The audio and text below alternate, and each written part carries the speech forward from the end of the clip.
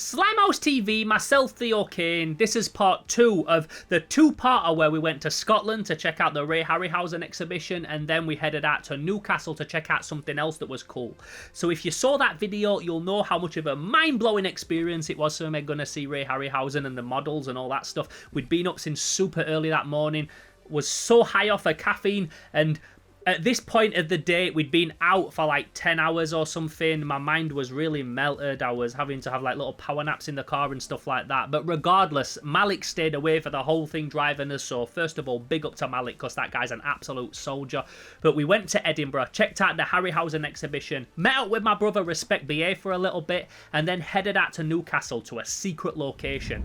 Slimehouse TV, myself, Theo Kane, back on the road again for an on-the-road episode. Shouts to Malik on the wheels, shout to Judd on the camera, and basically we're heading to a secret location in Newcastle to check out a guy who has a private warehouse full of old 80s and 90s movie posters. So this is a dude that used to work as a rep for video stores, and apparently he's got just a warehouse full of this stuff that he amassed over years of working in that field. We're going to meet Stephen Monkey Mason from Lonely Tree Entertainment. He sorted out the hookup, and basically we're just going to go and see what this guy's got. Apparently they are his own collection, but he is not obliged to selling them, and he also has some nice prices. So hopefully not only will we get to see everything, I might even come back with something cool for myself. Let's see how we get on. So I have a friend, Stephen Monkey Mason, who runs a YouTube channel called Lonely Tree Entertainment. I met him through HorrorCon. He does lots of stuff. He's been vlogging like his entire life, and he's a big movie collector of posters and memorabilia, DVDs, toys and all that kind of thing. And he told me that he'd made this new contact and that he wanted to introduce me to him. So we headed out to this little dodgy place in the middle of Newcastle, a little industrial estate, really dark, driving down windy, weird roads and stuff like that. And this place was like, you would never know it was there, but it was very highly secure. They had security cameras, motion activated sensors, and it was the last place you would ever think to find something cool like this. So we got our gear ready, we got our cameras ready, because the guy said we could film everything, and we went inside.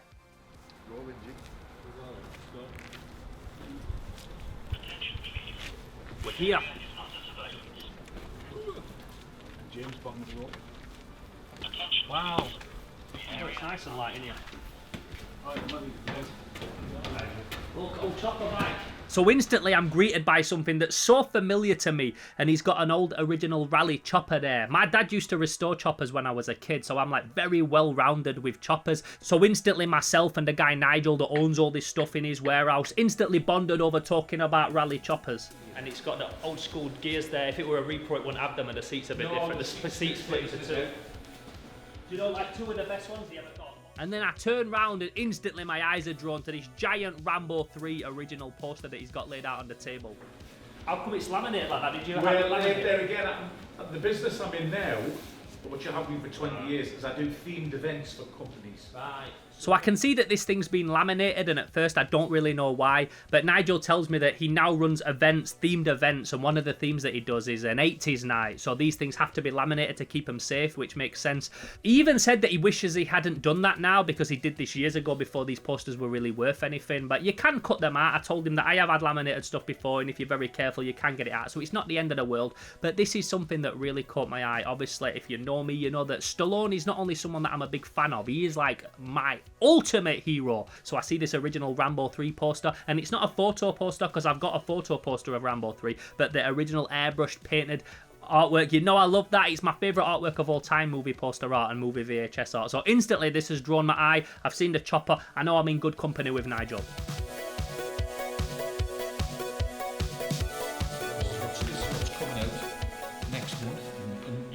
And explain to the shop owner, and they'd put their orders in. Yeah. I would deliver them, posters and everything else, and they didn't want posters sometimes when I got there. They only wanted one, and I had 30 or 40. Yeah. So I ended up keeping the posters or swapping or taking posters off their hands, and that's how I became a hoarder. And he explains to me that, yeah, back in the day, his job was going to different shops and video stores and VHS rental stores and selling them the new movies that would come out. That was his job, to promote those movies to them so that they would stock them and then rent them out or sell them to people. And he would get a ton of merch, and sometimes the shops either didn't want it or they would want to trade the old stuff back because they would get inundated with it, and then rather than throw it away, he would keep it all, and that's how he'd amass this crazy collection. So there's stuff like, when you look at the likes of these, so they're called pre-cert They haven't got certificates. Right. Pre-search. It makes sense you say this, because years ago at a car boot, I come across a dude who had a ton of posters, and I bought loads of Conan and stuff, and he had them like that. So I bought some like Ninja Terminator, Godfrey Hope, VHS and stuff, and I thought, is it like just a test print or something? I bet he did a similar job to what you did. Well, it was probably before they were released. They had to go on the shelf. And these, what they used to play these in the shops, these were what they called a time code. Ah. They were I don't know if you know what a time code is. When the film's running, there's numbers running on it as well. Yeah, so it's a numbered bit, like one with the numbers on. So that would just be in either in the shop, running through a screen as an advertisement, or we would give those to customers. I love the Touchstone time codes. As a kid, if you was a fan of movies and you was watching videotapes, you will know that logo of Touchstone. You'll be very familiar with it. So seeing it again, I mean, I see it in my own house all the time because I collect VHS, but just seeing it somewhere else, it makes you feel comfortable. It's something that's familiar, and seeing those original time codes was so cool to me. So it just keeps showing you a different movie? It's got like 8 on it, is it? It's just forever. Oh, Sean Penn, yeah. There's Rutger Hauer, remember him? Blind Fury, of course, Rutger Hauer. And then I turn the corner and I see something that just blows my mind. He's got an original They Live movie rental poster with John Narder on the front, Rowdy Roddy Piper. I mean, this is my favourite film. Yeah, They Live. Oh, John Narder. Absolutely love it. Yeah. John Carpenter's They Live is one of the greatest films ever. It's pointless saying it's one of my favourite films ever because it's just one of the greatest films ever. And he's got the original poster for it. And again, it's not no Photoshop job. It's an original painted piece. The best artwork ever. And he's got it right there. And then next to it, he's got something else that I've been trying to track down for years. Unfortunately, he wasn't selling these. This was all his own stuff. But just to see them and hold them was so mint. And he had some original They Live sunglasses in the case. This was a promotional item that again was given out when this film first came out to video shops and stuff like that as giveaways. So these things are few and far between, and he's got them right there. The first time I've ever seen them with my own eyes, and they look as awesome as I could have ever imagined. He told me that he's going to get this thing mounted in a frame, that it's his favourite movie ever, and that he's going to have the poster displayed with the glasses underneath, all in a nice box frame. I said, bro, you've got to show me when that's displayed, when that's finished. I need to see that. Oh, They Live promotional shades. Check that. Unreal. Is your neighbour an alien? What's that? Find out with They Live. Gun? The Naked Customers to The come and have a Blob. look. Is it 1988? That's my favourite horror film ever. Is it? Yeah, Cool, The it's Blob. black. The Blob 1988 is my favourite horror film ever. And then he pulls out something else that was just so cool to me because it's one of my favourite horror movies ever. It's not everybody's favourite horror movie ever, but it's one of my favourite horror movies ever. The 1998 Blob remake by Chuck Russell. And he had some original card invites from back in the day when they used to bring these movies out. Sometimes they would do cinema screenings to preview them first, and he was in charge of some of those, and he did one for The Blob. I had to give those to customers. We would hire the cinema in Gates at the Metro Centre and put a screening on. We'd invite all our best customers. Oh, wait, it's just like It's just an invitation. Check that, Malik. So this is one of the original The Blob invites that they would send out to people to come and see the movie, and this one in particular was at the Metro Centre, the same Metro Centre that we'd visited earlier that day to sign Unit 11 DVDs. How cool is that? Chuck Russell. Wow. What's this? Is it? That's Yeah, you have so many of them. Headhunter. See, some of the lesser known horror films. No, but they're the best ones to me. They never made the cinema. They That's just what went straight to I've video. got all over my house is obscure posters there. Stuff like that. They're the ones that don't get enough love. Yeah. But then once people seen They Live 100 times, then they start getting into the Headhunter and the more obscure stuff. And he's pulling out so much cool stuff. He's got a stack of Headhunter posters. He's got a whole sideboard that's just full of merchandise that he'd picked up. He's got a box from Mystic Pizza, an actual pizza box that you open with all merch inside. The pizza box. Under the pink car. This. What's that from? That was a film, Mystic Pizza. Mystic Pizza. So what's inside it? Is T-shirt. A t-shirt and a piece of pizza. No way. Piece of pizza. And a time code. Look at that. So that was a promotional item you'd send to them. Julia Roberts, is it? Yes. Julia Roberts, look. Unreal.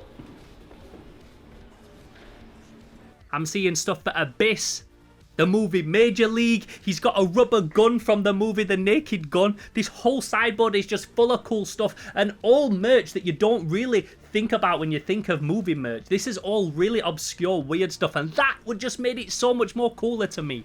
With this sticker. Yeah. With this sticker, that. Major League with this sticker. The Naked Gun, twisted. But I tell you what I have got. Promotional pack. It was sent. This Mississippi Burning promotional pack. Yeah. So what's in there? Got lobby cards. Lobby cards. Pack of matches. No way. Yeah. He had a fucking Mississippi Burning promotional pack, and you opened it and it had matches in. Like, in what poor taste was that ever created? I don't know, but how crazy is it that that even exists? Oh, and the poster as well. Yeah.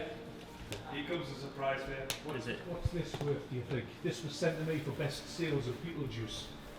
A Beetlejuice. The film Beetlejuice. Wow. No way.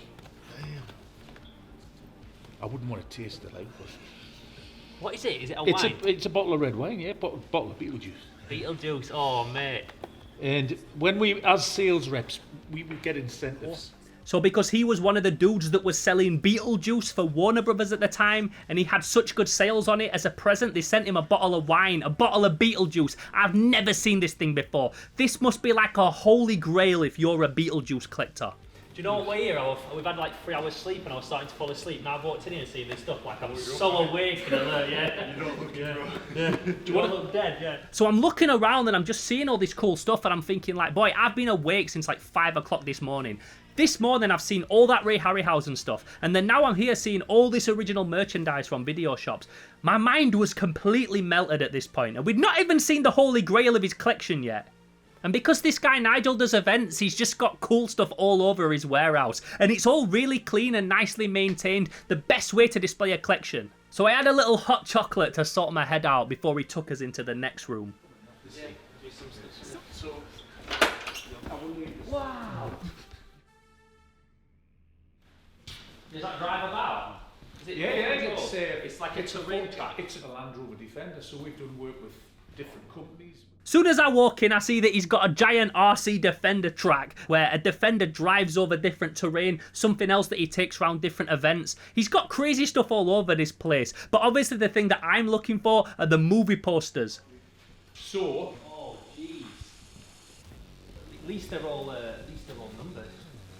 Well, sorry, not numbered. Letters. That's took a lot to do with because there's so much. And I don't have to look far because we turn round and I see his entire collection, his entire immense collection, all there, neat in stacker boxes. Some that you'd never heard of, some that you wouldn't be interested in. I've sold quite a few, which is... So you do sell stuff? Oh, I had to. So instantly at that point, I knew that he sold stuff, so my heart starts racing, because when you're in a place like this and there's stuff for sale and you're into all of it, you start like having to really think about what you want to spend, what you're going to come home with, and what his prices are. Who knows, but I was more than ready to start asking him. And this guy's got hundreds of the things, all labelled A, B, C, D. All I had to do is tell him a movie that came out around the time that he was a movie rep, and chances are he had a poster for it. Oh, kickboxer. Have you got some Van Damme kickboxer? Oh, really? Absolutely. Can I see one? Yeah.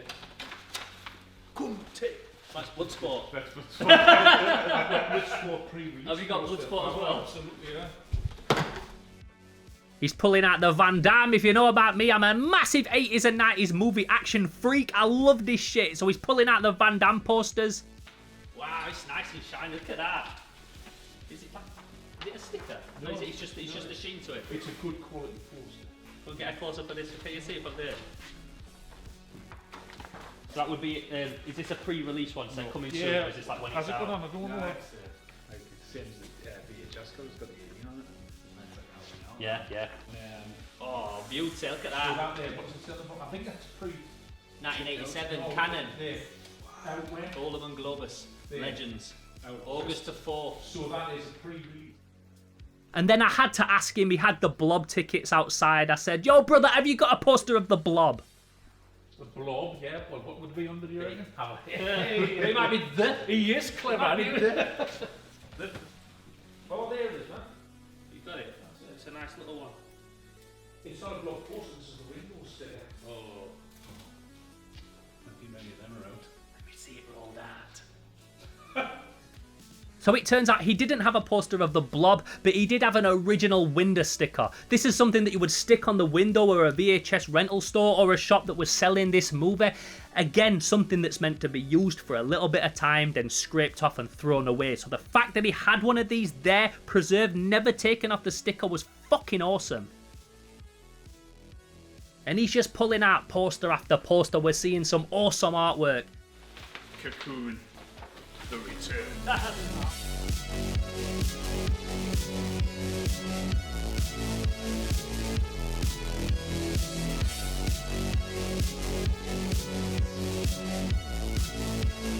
Running Man, correct. I just recognise it. That was what about Robot Jocks? Remember that? Oh, Robot Jocks! I love that movie. Have you got one of them? Great film. And then he pulls out a poster for a movie that I love called Robot Jocks, an old Empire Films stop-motion robot movie where robots fight each other to decide who should win a war. Stop-motion robots. We don't do war in the future, we just have two bots what fight, and whoever wins, that's who wins the war. Fucking wicked. Full-on Phil Tippett style stop-motion robots. This is an awesome movie, and he's got a poster for it. So instantly I'm like, let me just put that to one side, because if we do a little deal at the end, I want to make sure that that's in my pile. Arena was another film. I love that. Have you got Arena poster? I think I have. I love that movie. Well, it was a very similar from the. There's also another movie that came out around that time called Arena, about MMA in space, where aliens compete in a mixed martial arts tournament and humans aren't allowed to compete in it because they're not hard enough, and then one guy goes the distance and proves that he's hard enough to go against the aliens. It's called Arena. It's fantastic. And guess what? He also had a poster for that. It's like MMA in space in the future where big puppet aliens fight and humans can't compete because they're not hard enough, and there's one human that can compete. Great film! I've seen all the time. This is like one of them movies that, like, you're probably the only other person I've ever met that even knows it exists. Well, I saw it, didn't I? Yeah. I had to be there as the rep. Look at that. So you don't know that one also went into my pile of possible buys. And look at that font, man! Look at it. That's Robocop rip. Steel font. That's Blood Bowl. I'll put this one back. Yeah, I'll do that. Just another dope movie that's not out on a Blu-ray anywhere, is it? Look at that. It's the painted one as well. Oh man, and that font. Tell me that ain't the dopest shit ever. Look at that, Judd. Looks like Indiana Jones. Oh, yeah. Got melted. A melt movie. Can't beat a good melt movie.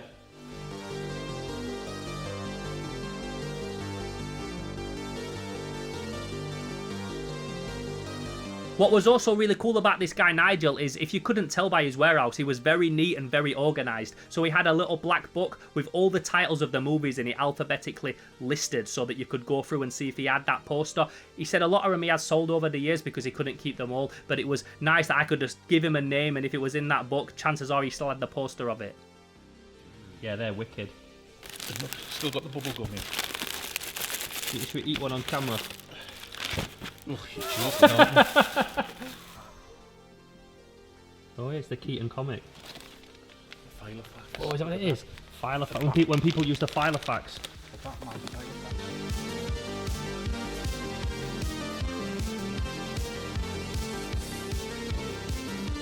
So as you can imagine, this is a lot to take in. Like, I'm really into this stuff, and I don't have to keep saying it, but we'd seen the Ray Harryhausen exhibition that morning and been up since 5 AM. I was completely running on empty. I don't need surprises. I don't need things getting thrown at me at this point. I don't need things jumping out at me. Saying all that, Nigel then took me into another room. He said, "Are you into comic book art?" And I goes, "Yeah, I fucking love comic book art. I'm an illustrator, that's my job." And he goes, "Let me just show you something." So we go back into the room that we originally came in, and he opens this big zip portfolio, and what he shows me, if my mind wasn't blown already, blew my mind again. Wow, what's this? This is. What the fuck you pulling out here? This is Judge Dredd 2000 AD comic original. No artwork. way! Why did you just pull this out of a folder? He had a full folder full of original 2000 AD art. Look at this shit. Well, these are I love how by it's stuck together. You see, it's like, Carlos Ezquerra. Yeah. bro, of course, man. Yeah. Wow, just originals there. So why do you have these? Not like high quality prints, numbered, anything like that. actual original art from the 2000 AD comics. You can see the little Tipex marks. You can see where they've cut out speech bubbles and stuck them down. This is as legit as it gets.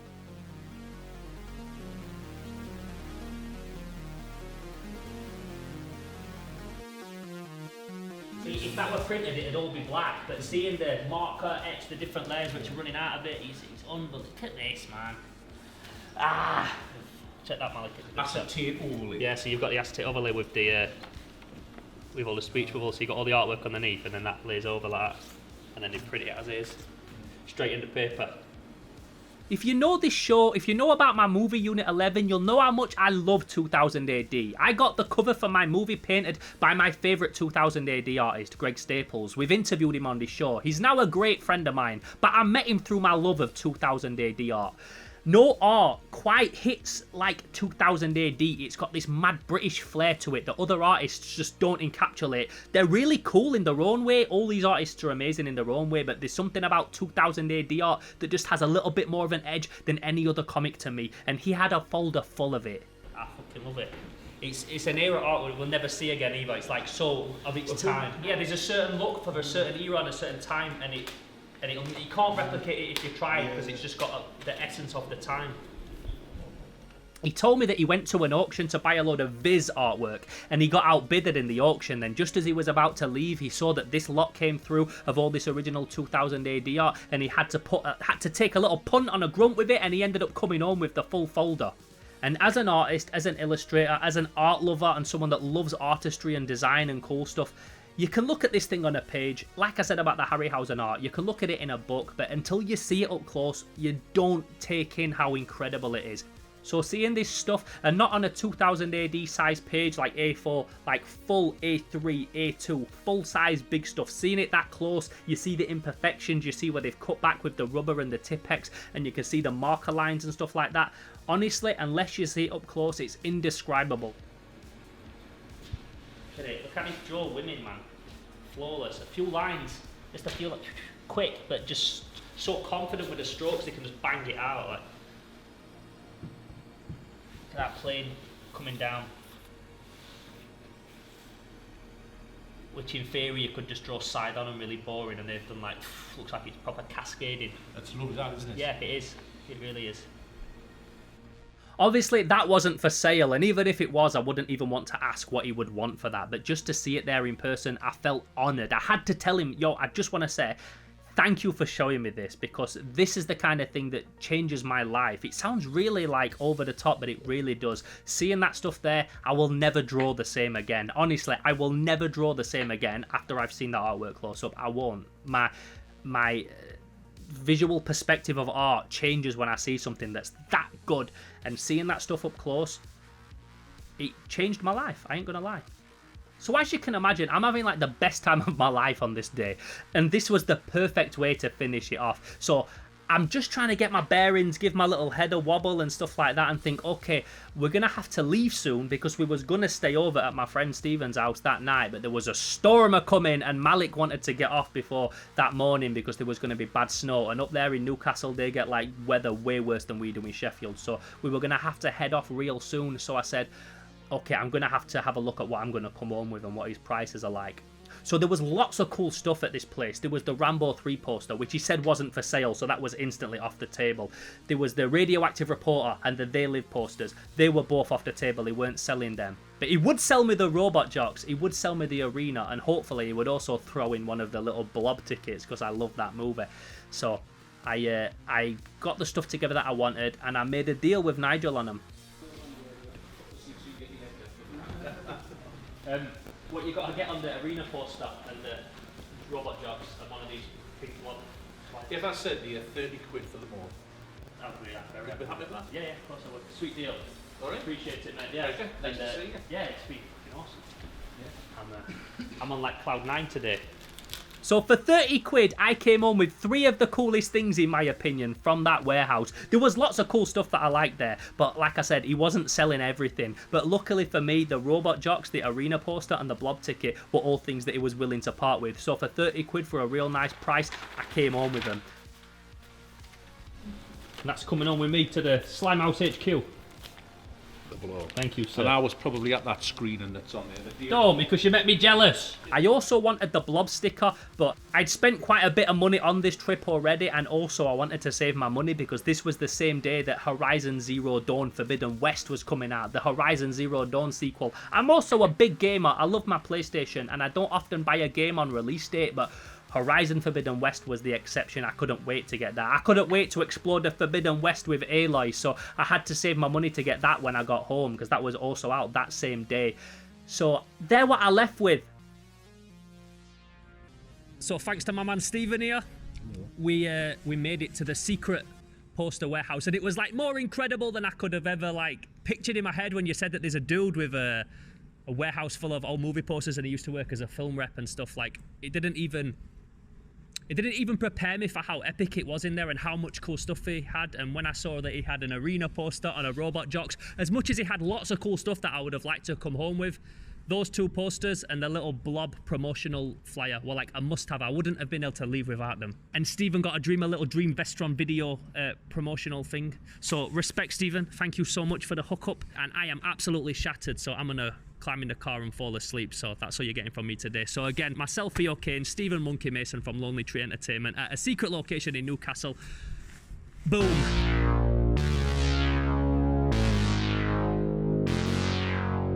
So it's now been a few days later that I got back. I've got my posters, I'm really happy with them. I've not got frames for them yet because it takes a while to find the right frame. I've got to find wall space in my house because if you've ever seen my house, there's movie posters everywhere that are in frames. All displayed nice and neat, but I need the right frames for them. So I've got them ready to put into frames when I get the frames sorted. Like I said at the start of this video, Stephen Monkey Mason, he is also a big movie poster guy.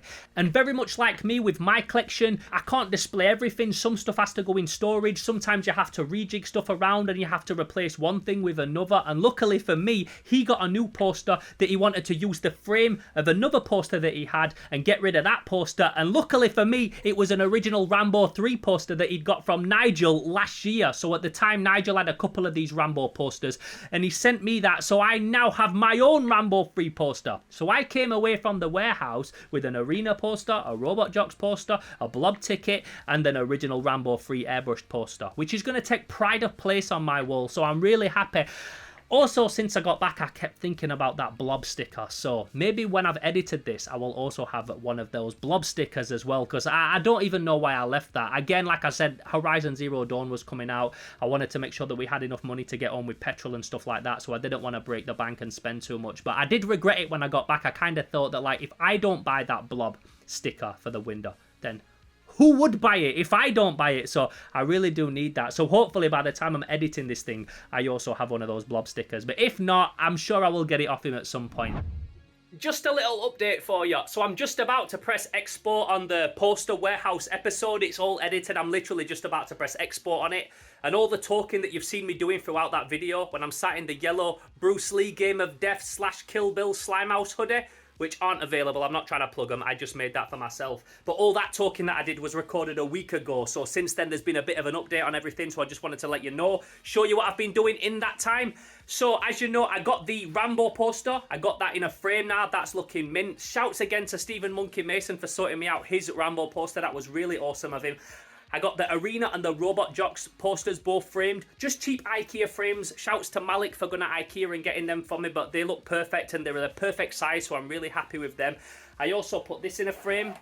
The blob ticket, that's now in a frame. Just a simple Wilkinson snap frame. It's just one I had lying about. I might get one that's better suited to the size of it at some point, but for now that works perfect. And then a little update on the blob sticker. I didn't, in the end up getting that blob sticker. Stephen got the blob sticker, and the reason was because he wanted it, and he's going to do a whole video on his channel about putting it in a cool frame with a purple light behind it. It's going to look awesome, so make sure you follow his channel. I'll put a link in the description down below so you can go and see his update on that. But then he also got me this, which I'm going to roll out in a separate shot, but this is awesome. He got me a blob poster from Nigel. He went back and visited Nigel's warehouse a few days later, and Nigel found out a blob poster for me. So that's really what I wanted. So Stephen got me the blob poster and he took the blob sticker. So they've both gone to really good loving homes. So as you can see, another shout out for Stephen Monkey Mason. He found me an awesome blob poster. Obviously, now I need to get another frame for it and find more wall space, but this is just the burden you pay for having cool shit in your house. Okay, back to the main video. So that kind of rounds up the little two-parter that we filmed whilst up in Scotland and Newcastle. I really hope that you enjoyed the video. I really want to do more stuff like this. I don't always like to do sat down in my house talking to a camera kind of stuff. I like to be out and about and doing stuff. So if you want to help support these kind of projects, you can head over to patreon.com/SlimeHouseTV, and for as little as $1 a month or more, if you're feeling a little bit more generous, you can help us do this kind of stuff and help make Slimehouse bigger and better than ever. I'm also on Instagram at Theo_Kane_Slimehouse. I'm always putting out a bunch of exclusive pictures on there that I don't post here or anywhere else, so you can head over there, add me on Instagram, follow what I'm doing on there as well. And also, if you haven't already, binge the back catalogue. I like to cover lots of cool stuff like this. There's a ton of different videos here on Slimehouse TV that I've been making over the various years of doing it and pushing this brand, so please go back and hopefully you'll enjoy them, and let me know down in the comments below what your favourite movie poster was. And if you're a collector of other things, not just toys and movie merch and posters or anything like that, what's your holy grail movie item? In the meantime, I'm Theo Kane, this is Slimehouse TV. It's been a pleasure to tell you this story, and hopefully I can tell you some more soon in the future. Until then, I'm gone. Pow!